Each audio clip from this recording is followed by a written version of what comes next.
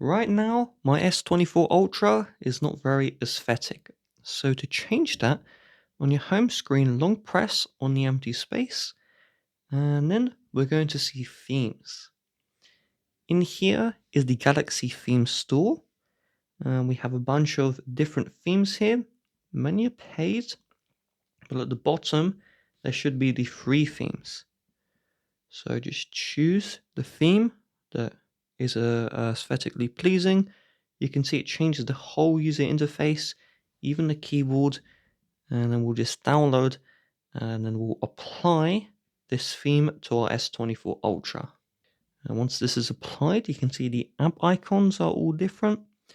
And if I go to the user interface, you're going to notice that we have this nice pink background. You have clouds on the keypad. Even the keyboard here, change the look of the keyboard. If you want to revert this, just go back to the themes menu.